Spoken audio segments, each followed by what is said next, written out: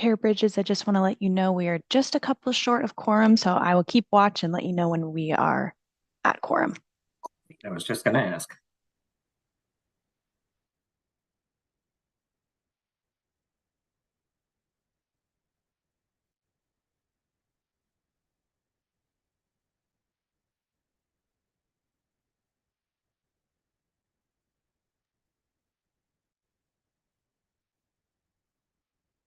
All right, Mr. Chair, we have a quorum and we can go ahead and get started. Thank you, Carrie. So, good morning, members of the Transportation Review Committee. This meeting is now called to order at 10:01 a.m. Please state your name when making a comment or asking a question, and we will now begin the meeting with a roll call of all members. Carrie? Thank you, Mr. Chair. Before I call roll, I just wanted to inform the committee that I will now be the MAG staff member for this committee, and new calendar reminders will be sent out later today from me. So please contact me if you have any questions or concerns. I will now be calling roll alphabetically by member agency. Ted Wolf, Apache Junction. Paul Patanay, ADOT. Raj Thowdam, Avondale. Scott Ziprich, Buckeye. Hal Marin, Cave Creek. Here. Thank you. Jason Crampton, Chandler. Here. Thank you. Jorge Gastelum, El Mirage.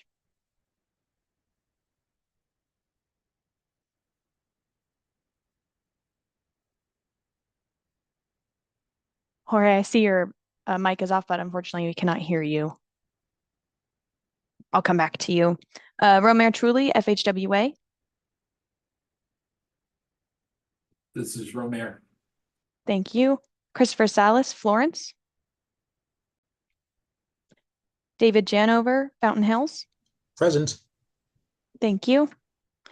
Jason Hafner, Gilbert. Also present. Thank you. Shahid Abbas, Glendale. Chair Bridges. Here. Thank you. Amanda Nelson, Guadalupe. Keith Jernaski, Litchfield Park. Present. Thank you. Scott Node, City of Maricopa. Good morning, present. Good morning. Thank you. Vice Chair Wilcox. Present. Thank you. RJ Zeter, Mesa.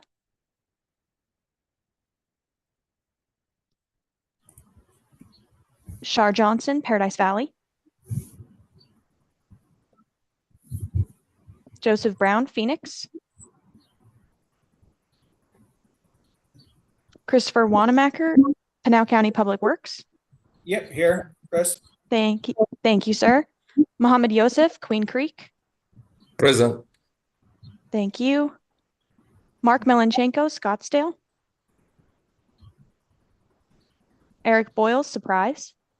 Also present. Thank you. Shelley Saylor, Tempe. Randy Babchuk, Tolleson. Herschel Workman, Wickenburg. Grant Anderson, Youngtown. Here. Thank you. If I missed you, could you please state your name and your agency?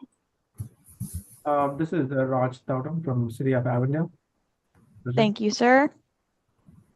Shelley Ted Silent, Wolf. City of Tempe. Thank you, Shelley. I got you. Ted Wolf, City of Apache Junction. Thank you, Ted. Anybody else? This is Jorge. I don't know if you can still hear me. Jorge, yes, I can hear you. Thank you. I have you down. Perfect, Chair. We have a quorum and we can proceed. Fantastic. All right. Our next item is call to the audience. MAG provides the opportunity for the public to comment on items that fall under MAG's jurisdiction that are not on the agenda, informational items, or items on the agenda for discussion and not for action. Members of the public are invited to submit written comments via the MAG website. Any comments received 2 hours prior to the meeting have been shared with the committee members in advance of the meeting for consideration and will be included in the formal meeting minutes. Carrie, have we received any online written comments for the call to the audience? Thank you, Chair. We have received one online written comment for call to audience, which has been provided to the members in advance of the meeting for your consideration. Excellent, thank you. All right, moving right along. Agenda item number 3. Our next item is the MAG Transportation Policy and Planning Director's Report. Tim Stroh will be providing the report. Tim, take it away.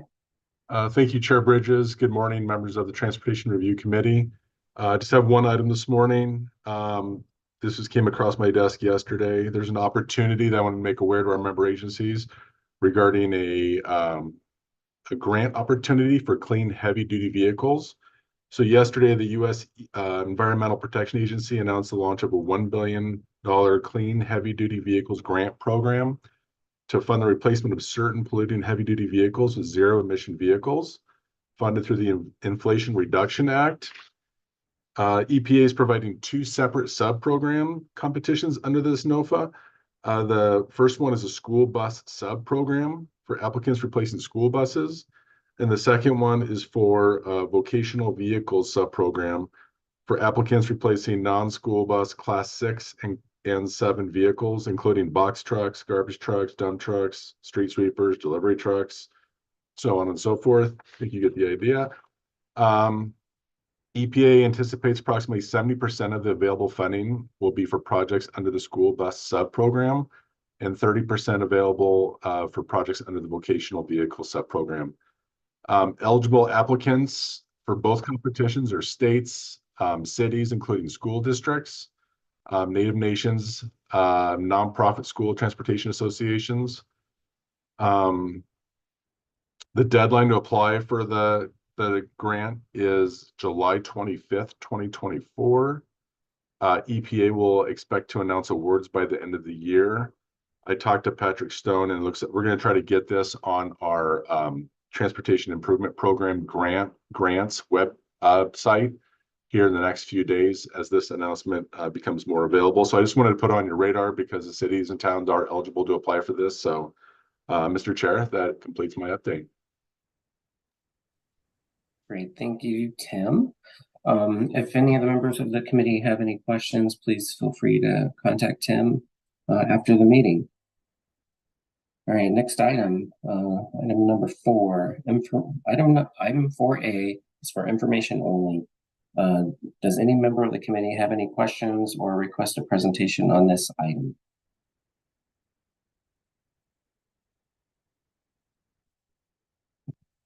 Hearing none. Next is agenda item number 5, approval of the consent agenda. Items 5A through 5D are on the consent agenda. Does any member of the committee have questions or request a presentation on any of these items?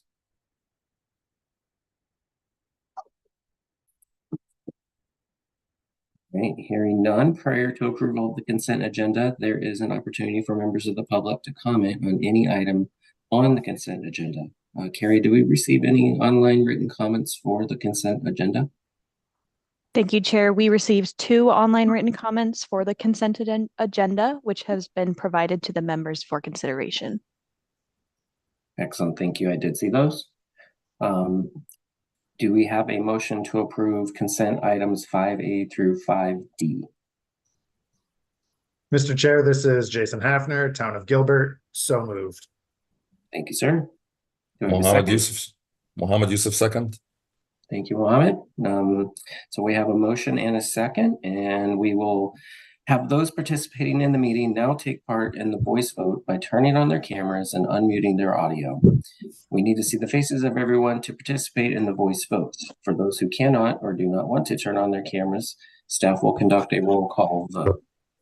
Staff will only call on those virtual participants who did not turn on their camera. And members, please remember to leave your cameras on until after the roll call votes so that staff can count the people's names whose cameras are not on. So can I go ahead and have a voice vote? Those in favor say aye. Aye. Aye.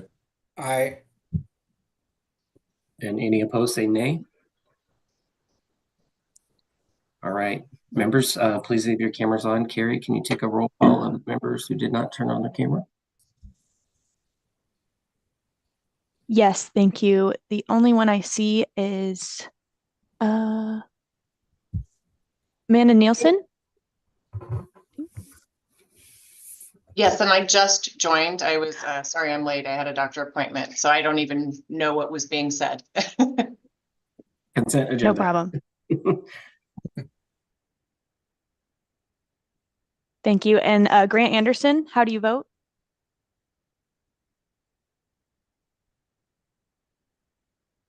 Hang on. I had my camera on. I turned it off right there at the end, so I shouldn't have. There it is. Yeah, I vote aye. Oh, there we go. Perfect. Thank you, sir. Chair, the motion passes unanimously and we can go ahead and proceed. Excellent, thank you. All right, moving on to agenda item number 6. The draft, this item is on the agenda for action and will be presented by Araminta. I can't see anybody because I've got my agenda up here. So anyways, MAG Transportation Planner 3 on the draft fiscal year 2025 Freeway Life Cycle Program. Araminta? Thank you, Mr. Chair. Good morning, members of TRC. I'm here today to provide an overview of the draft fiscal year 2025 Freeway Lifecycle Program. Next slide, please. So just some quick context, the Freeway Lifecycle Program is the management tool for the implementation of freeway and highway projects that are funded through Proposition 400. Every year, we update the program to reflect the latest revenue forecasts, any updated cost estimates, as well as project scheduling changes. And so this agenda item reflects the annual update for fiscal year 2025. Next slide. So starting with revenues, the program is primarily funded through 3 revenue sources shown here on the screen in front of you. We've got the portion of the half-cent sales tax that goes into our Regional Area Road Fund, or RARF. We also have a portion of the Highway User Revenue Fund, or HURF. And then we also get some federal formula funding, Federal Highway Administration formula funding, I should say, that is allocated to the region through ADOT. Every year, we update the program to reflect the latest revenue forecasts. ADOT goes through a process in the fall of every year to update their revenue forecasts, which then we incorporate into the program. The draft fiscal year 2025 program reflects the forecasts from fall of last year. Next slide, please. And so if you compare it to the prior year's forecasts, that's what you're seeing on the screen here. With our RARF and our HURF revenue sources, we see a slight increase and then a slight decrease respectively. That's pretty on trend with what we can expect from these revenue sources every year. And then with the Federal Highway Administration formula funding, there is a slightly bigger increase than usual of 22%. That's taken from ADOT's development of their 5-year program, and they've actually accelerated some of the funding from the later years in fiscal year 27-28 to fiscal years 25 and 26, which is why you see that slight increase there. Next slide, please. And then on the project side, we also work with ADOT and their management consultant to update project cost estimates, to apply a construction cost index or an inflation factor so we can reflect the costs in year of expenditure basis, and then move funding around based on the latest project scheduling. And so the costs and the inflation that are incorporated in the fiscal year 2025 program reflect the latest material and labor market costs as of December 2023. And now I'll move on to providing some updates on the project scheduling. So just starting back, reflecting on fiscal year 2024, on this map, you see all of the projects that were under construction or were completed in that fiscal year. I, in particular, would like to call out project number 2 there on I-17 from Peoria Avenue to Greenway Road. That is actually a drainage project that began back in fiscal year 2020, had some slight delays due to the pandemic, COVID-19, but is officially completed as of fiscal year 2024. Next slide, please. And then looking ahead at the fiscal year 2025 program, not a whole lot of changes, but a substantial amount of big projects that are slated for construction in the year. I'll call out a couple of changes, which were really the only ones. First of all, we worked in coordination with the Gila River Indian community to update a traffic interchange project on I-10. This was formerly named as I-10 at Germain Road. It has been updated to Coley Road to better reflect the actual alignment of that interchange. And then also, if you'll remember from the meeting, the committee meeting last month, my colleague Quinn Castro presented a overview of the 101 Pima at SR 51 system ramp interchange improvement. That was actually approved at Regional Council yesterday, and so that's been incorporated into the program. Additionally, when that was presented to Regional Council, committee members expressed a lot of support for the effectiveness of using that minor improvement allocation to respond to system needs, such as this ramp improvement. And so as part of the FY 2025 program, we've increased that minor improvement allocation amount. Every year, it's typically been about 5 million. We've gone up to 10 million for fiscal years 25 and 26. Next slide, please. And then finally, as we're getting close to wrapping up Proposition 400 and the current freeway program, we're also looking ahead to Proposition 479. A couple of months ago, my other colleague, Patrick Stone, provided an overview of the roadmap for the implementation of Proposition 479. He had mentioned the long lead time for big capital projects such as these freeway projects. So a lot of those development efforts are underway now and have been approved by Regional Council over the past couple of years. All of these projects are in the first phase of Proposition 479. And so in order to make sure that we are able to timely deliver these projects after a successful voter measure, a lot of the development work is underway. First of all, we have the widening on Loop 303 from Lake Pleasant Parkway to I-17, as well as an upgrade of the system interchange at Loop 303 I-17. We've got work underway for 2 interchanges on I-10, the first on Papago at Jackrabbit Trail, and then also the Maricopa Freeway at Baseline Road. We've also got some final design work underway for SR 30, the center segment from Loop 202 to 97th Avenue. And then finally on State Route 24 from Loop 202 to Ironwood Drive. Next slide. So that completes my presentation today. The action requested is here on the screen in front of you. And with that, Mr. Chair, I'm happy to answer any questions. Thank you, Arminta. That was wonderful. Do any members have questions or comments for Arminta?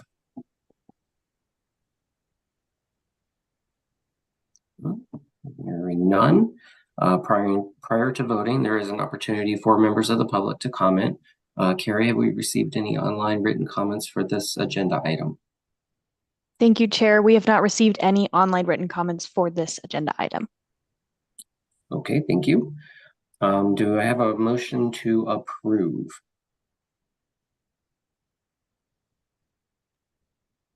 Mr. Chair, this is Jason Hafner, Town of Gilbert. So moved. Thank you, Jason. Do we have a second? This is Amanda Nelson from Guadalupe. I second that. Thank you, Amanda. So we have a motion and a second, and we will now vote by turning on our cameras and unmuting our audio.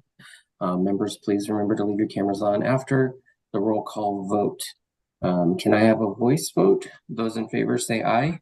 Aye. Aye. Any opposed say nay. Hearing none. Members, please leave your cameras on. Carrie, can you take a roll call vote of anyone who did not turn on their camera?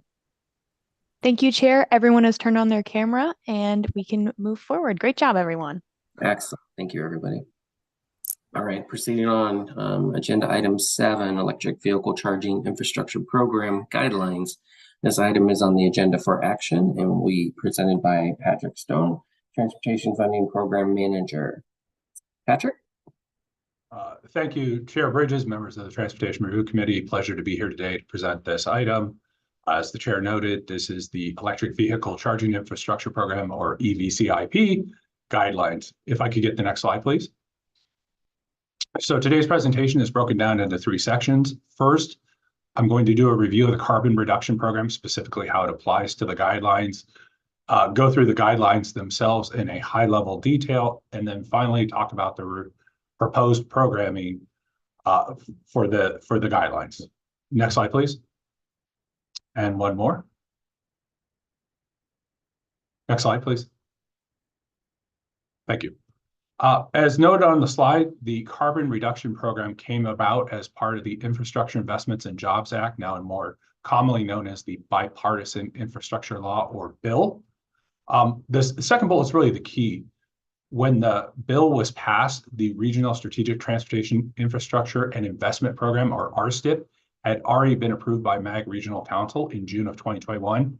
As such, the funding for the carbon reduction program was not included in that document. Given that, and based on forthcoming guidance from FHWA, last fall, we took an item through the committee process to get direction from Regional Council on how to program these funds in the region. And as noted on the screen, the policy direction was given last October. Next slide, please. Excuse me.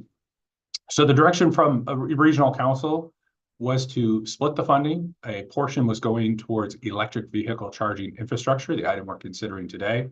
And the other portion of funding was dedicated towards alternative fuel transit vehicles, specifically electric vehicle and hydrogen fuel cell. Next slide, please. So I'm not going to really focus on the alternative fuel transit, hence why it's grayed out on the slide. Just of note, it is 40% of the funding, or just under 20 million. Instead, emphasis on the left hand of the slide for EV charging. For the 5 years of funding available in fiscal years 2022 through 2026, approximately 29.6 million is available, specifically set aside for the deployment of charging infrastructure throughout the region. Of note, it also includes funding to develop siting plans for member agencies, and an emphasis point, the last bullet, is all of the chargers must be publicly accessible. Next slide, please. And one more, please. So as part of developing the charging infrastructure guidelines, there are 4 goals that were really guiding the development of this document. First was to support deployment of the charging infrastructure throughout the region to enhance economic development. Also, consideration for both unserved and underserved communities. Next, addressing range anxiety by filling in gaps in the network in the region. And then finally, providing reliable and affordable charging options for the public. Next slide, please. Excuse me. So the guidelines were developed as part of a working group consisting of both member agencies and MAG staff. Multiple meetings were held to develop and refine the guidelines, along with numerous iterations of the document itself. Within the document includes funding and policy guidance for both siting plans and implementation projects. Also included are scoring and weighting criteria for both types of projects. Next slide, please. This is fine. You can just leave it here. So moving on to siting plans. Yeah, I apologize. This does have some build things. If you can just advance the slide, please. So starting with the funding available for siting plans, 100,000 per project per agency is available to develop a siting plan. It's anticipated that approximately $1.5 million is available for this. Really depends on the funding request received. Next slide, please. And I really want to emphasize this point here because it's going to be critical to both what's contained in the policy document itself and how agencies approach this. The funding we are using to develop the siting plans is actually regional funding. We're not using federal funding. Therefore, we don't have to worry about the federal process when it comes to procurement and contracting. Next slide, please. So what that means is member agencies will actually be able to directly contract with the consultants to develop those siting plans. Next, please. and that the plans will actually be funded on a reimbursement basis. What this really means is, as a member agency, you need to have the financial wherewithal to actually contract with that consulting firm to develop that plan and then submit requests for reimbursement to MAG. Next, please. So looking at the timeline for implementation of the siting plans, next, please.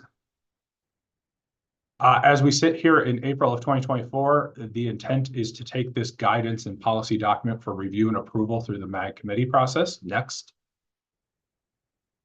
Then moving into May and June of 2024 is the application cycle. Because of the what you'll see on the implementation projects, this is going to be very unusual in that the intent is to go to regional council, assuming approval through the committee process, to go to regional council May 22nd for approval of this document. If the document is approved by regional council, the call for projects for siting plans will occur that afternoon, and those applications will be open for 1 week until May 29th. The intent is to then get those applications scored, evaluated, and through to regional council in June for approval of siting plans, and so that member agencies can begin contracting. Next slide, please. And what that would lead to is the development of the plans throughout the rest of calendar year 2024. Next slide, please. So moving on to implementation projects, approximately $28 million is available for these types of projects. Next. Based on the desire to have the siting plans, completed by December of this year, the call for projects for implementation projects would go out early in calendar year 2025, currently anticipating funding fiscal years 25 and 26. Next. The funding is specifically for level 2 and level 3 chargers. Next. And we have the process is built to allow agencies to either apply by themselves or to potentially look at a multi-jurisdictional, sub-regional type of project. Next. Oh, I apologize. Click a couple times. I think there's some. There it goes. So this comes out of our electrification readiness strategic plan that was adopted last year. I just want to provide kind of some context of the level 2 and level 3 chargers. Again, emphasizing really the final line, which is the cost of installation for those, noting that level 3 are significantly more expensive than level 2 chargers. Next, please. And with that, Mr. Chair, Chair Bridges and members of the Transportation Review Committee, that completes my presentation. I'm available for any questions. Thank you. Great, thank you, Patrick. Does anybody have any questions or comments? Mr. Chair? Yeah. I think I heard Jason Hafner first. I'm unsure who was second. So Jason, go ahead. Just the loudest. Patrick, probably I should know this, but is there resources available either in the plan or on the website on what elements should be represented in those siting plans? Or should we just base those siting plans on the application for implementation projects that are shown in those plans? Chair Bridges, members of the Transportation Review Committee, Mr. Hafner, a great question. Yes, there is actually guidance in the document itself that identifies elements agencies should consider in developing those siting plans. Thank you, Patrick. Okay. I had a quick question, Joe Brown from Phoenix. Patrick, the requirement to have them available for the public, is that something that can be shared? So they could be fleet vehicles that are shared with the public, or do they have to be 100% public owned? Chair Bridges, members of TRC, Mr. Brown, the guidance for the publicly accessible actually comes out of the carbon reduction program itself. I don't believe it makes any sort of specification other than to say that the charger should be publicly accessible. If it's a shared use facility with fleet vehicles, obviously we couldn't be behind any sort of gate or something where it wouldn't be available 24/7. As far as, if it can be shared, we'd have to do additional research and get back to the committee with that question. Thank you. Good question. Thank you. Do we have any other questions? Hey, Patrick, I got a question for you. Eric Boyle, City of Surprise. If we are granted funding for one of those siting plans, is there then a requirement that we have electric vehicle charging stations implemented in a certain time frame? Chair Bridges, members of the TRC, Mr. Boyles, a phenomenal question. So the requirement of the siting plans and the idea behind the siting plans was to allow agencies to be prepared to put in for the implementation projects. There's not a requirement that that plan then be used and that we expect an agency to do it. Obviously, the impetus was to have those plans in place to allow member agencies to compete. But it could also be the agency develops that plan to potentially pursue federal discretionary grants, or even just looking at charging being developed within your community, funded through other sources. But it's really a tool for agencies to have available for them to be more competitive in that space. Perfect, thank you. I have a question. Yep, go ahead, Grant. So, a siting plan, is this 100% funded from the federal government? Chair Bridges, members of the TRC, Mr. Anderson. So actually what we have done, and I apologize, I should have made the acknowledgement earlier. Actually working with our partners at ADOT, we were able to come up with a method to fund the siting plans with regional funds. So these are actually not federally funded. So that allows hence why member agencies can do the contracting themselves. The intent is to make that process go faster. So no, siting plans themselves do not have any federal requirements associated with them. So then they're funded by regional funds. What regional funds did you take to help this project? We're using highway user revenue funds, or HERF.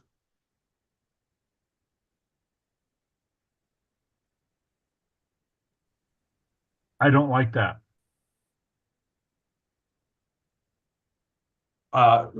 Chair Bridges, members of the TRC, Mr. Anderson, yeah, I can appreciate the sentiment. I think the understanding is if we federalize the development of these siting plans and knowing the contracting process, also working with ADOT, understand if we federalize the siting plans, all of those requests would need to go through ADOT. That's a big ask of them, not to say it's impossible, but it is a significant ask. Understanding the procurement process and the timeline involved, we would reasonably looking at not having to call for projects until sometime later in calendar year 2025. The intent has been to get these funds out into the region and to get agencies developing those projects that they have needs for, hence why we went down this path.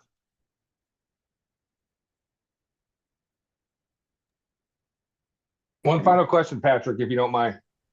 It looks like with the amount of money that we have available for this and the cost of each project, we can fund about 15 siting plans, I believe, right?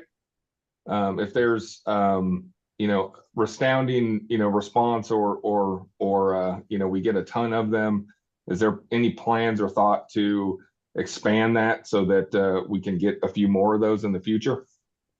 Yeah, Mr. Chair, members of the TRC, Mr. Boyles, hence why the slide and the documentation is, I won't say vague, but we did approximations in that we looked at 100,000 per plan and roughly we put an estimate in at 1.5 million, which you would assume 15 fully funded plans, not knowing what the regional appetite would be for this. If we get a significant number, we'll look at it at that point, but we didn't box ourselves in to say that we couldn't consider all applications received. So yeah, we were very thoughtful in that process to make sure, because we just didn't know. So I think if we get 20 applications and we're looking at additional funding, we'll certainly make that a consideration about how do we fund every agency so that everyone has an opportunity. Thank you. I have another question. Go ahead, sir. So they're using the HERF funds. By what method did you determine how much came from each of the communities? Chair Bridges and members of the TRC, Mr. Anderson, my apologies. I need to clarify a statement. This funding does not come from member agencies. So the Highway User Revenue Fund that is distributed to cities, counties, towns, that's outside of this process. There's actually a portion of the Highway User Revenue Fund that is allocated to the region. So what we've done is we actually were able to adjust funding and shift some federal funding to allow us to then bring regional funding, these HERF dollars for this. So these have no impacts on member agencies. This is actually out of the allocation that MAG as of the region receives. now became more confusing because there's no federal funds in it, but yet there's some allocation that is being used for the HERF funds, which you said where they're coming from, but those are local funds only, or regional funds, so to speak, which are being reduced dramatically due to the electrical vehicles since there's no replacement. Mr. Chair, members of the TRC, yeah, Grant, interesting. That is a very interesting point of that the Highway User Revenue Fund, while a source of funding in the region is not the predominant source of funding in the region, that's mainly made up of both the half-cent sales tax and then those federal dollars either directly allocated to MAG or allocated as Armintas mentioned earlier through FHWA. So yeah, I get the point that you may be working against yourself in this capacity, but it was a decision we made to assist in the process to allow agencies to get these plans developed. You mentioned decision. Was that the regional council that said move forward with this? Mr. Chair, members of the TRC, no, Grant, that is why we are taking this process through now. What regional council provided was policy direction to say, implement EV charging in the region. We then developed a working group, developed this policy document, they were in guidelines, if you will, that we're taking through the committee process now is the avenue by where we would say we are going to fund siting plans, and this is how we're going to fund them, and we're going to fund implementation projects, and this is how we're going to fund them. Thank you. Great, thank you, Patrick. I think I understand what you said. Do we have any other questions or comments for Patrick? As always, if you need more clarification, please feel free to reach out to him after the meeting. Yes, Mr. Chair, this is Dave Janover with Fountain Hills. I have a quick question. Go ahead, Dave. Hi, Patrick. How you doing? So in 2025, when we have the call for projects or implementation projects, does an agency have to have a siting plan already have to have already gone through that process for a siting plan to submit an implementation project for that location? Chair Bridges, members of the TRC, Dave, phenomenal question. Actually, that's a very good question, and I appreciate you asking that. The siting plans are a tool in the toolbox to help member agencies be competitive in the EV space. It is not a requirement for the implementation projects. There are agencies that may be already further along the development process that are already ready to submit for implementation projects today if we have funding available. So the intent behind the siting plans was to allow those other agencies that may need opportunities to catch up, if you will, to have that. If an agency doesn't need a siting plan, they feel comfortable with where they're at, there's no requirement to have one completed to put in for an implementation project. Great. Thank you for the clarification. Much appreciated. I appreciate the question. All right, all good questions. Anybody else?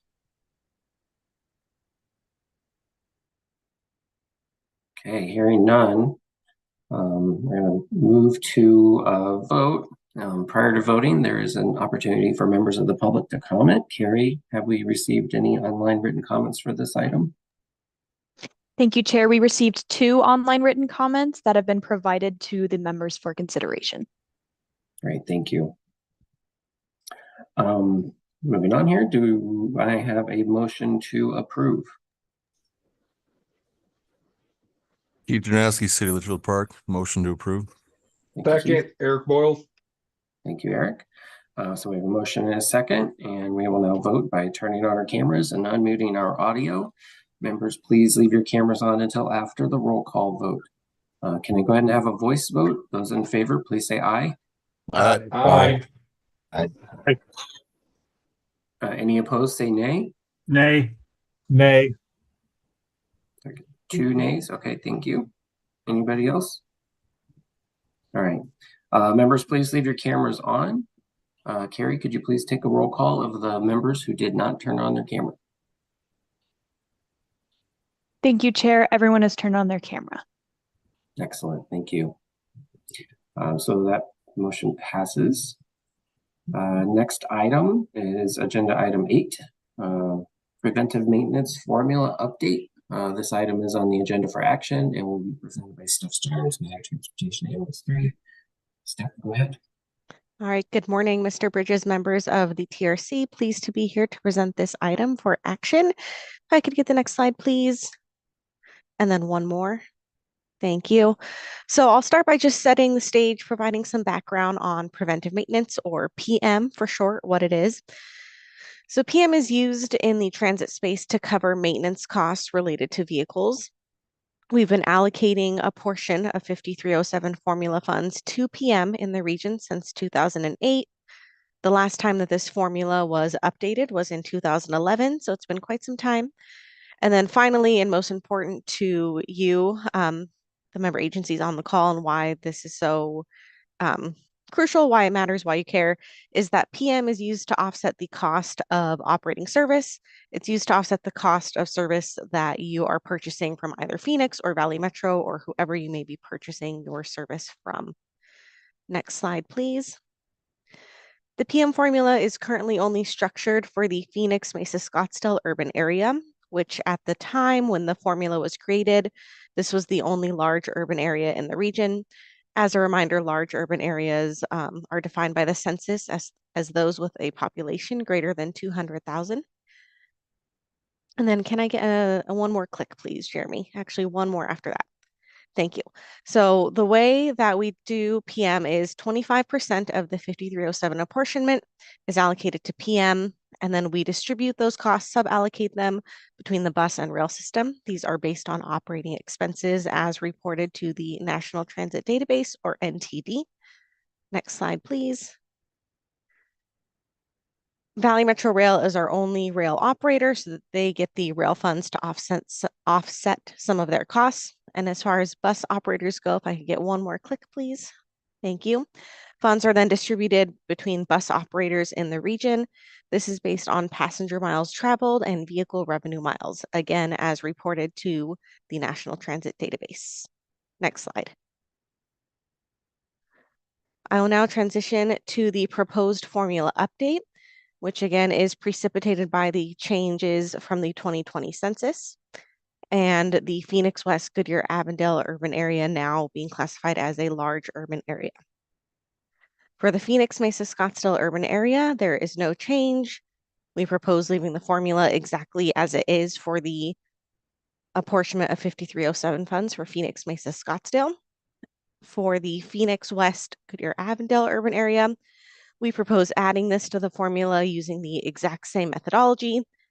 Since there is no rail service in this urban area, we would kind of skip over that step. It goes straight towards the bus operators. And the bus operators in this space include Glendale, Phoenix, and Valley Metro RPTA. Next slide, or one more click. As a reminder, the PM formula utilizes the data that's reported to the National Transit Database. And then one more click. And the formula updates would be effective beginning in fiscal year 2024. Next slide, please. So just to show that we have enough PM costs in the region to support 25% of the apportionment for each large urban area, I'll walk you through the table that was provided in your information summary. Next slide. Thank you. So we first looked at the regional cost of preventive maintenance for the most recent fiscal year. $36.3 million. This includes everything that both Phoenix and Valley Metro RPTA had spent on preventive maintenance in the most recent year. Next slide. So applying the same criteria in the PM formula, we took the vehicle revenue miles and the passenger miles traveled and allocated them proportionally between each urban area. Next slide. And I'll explain quickly before I get into this one. So 94% of the vehicle revenue miles and passenger miles traveled were in the Phoenix Mesa Scottsdale urban area, 5.8% in the Phoenix West Goodyear Avondale. So that's how we got that split, based exactly on the mileage, vehicle revenue miles, passenger miles. We then looked at the 5307 apportionment for each urban area. $75.8 million for Phoenix Mesa Scottsdale, and then $7.1 million, nearly $7.2 million for the Phoenix West Goodyear Avondale area. Next slide. And just to show, so we showed what 25% of each allocation would be. 18.9 million is 25% of 75.8. 1.79 million, 25% of 7.1 million. And then a couple rows up shows what that proportional PM cost is, again, that I went over a couple of slides ago. So this is just showing that we do have enough cost to support allocating 25% of each apportionment to PM. And then next slide, please. Chair Bridges, members of the committee, that concludes my presentation. I'm happy to take any questions, and the action requested is on the screen.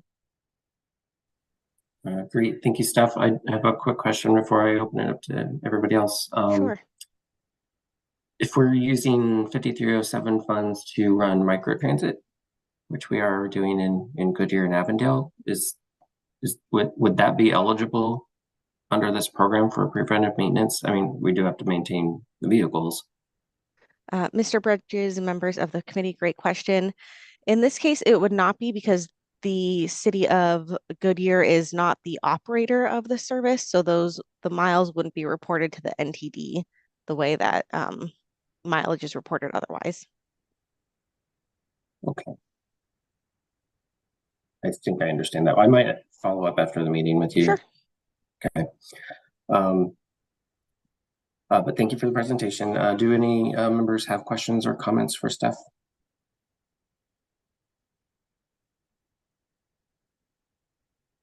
All right, hearing none, but prior to voting, there's an opportunity for members of the public to comment. Carrie, did we receive any online written comments for this item? Thank you, Chair. We have not received any online written comments for this item. Excellent, thank you. Do we have a motion to approve the agenda item?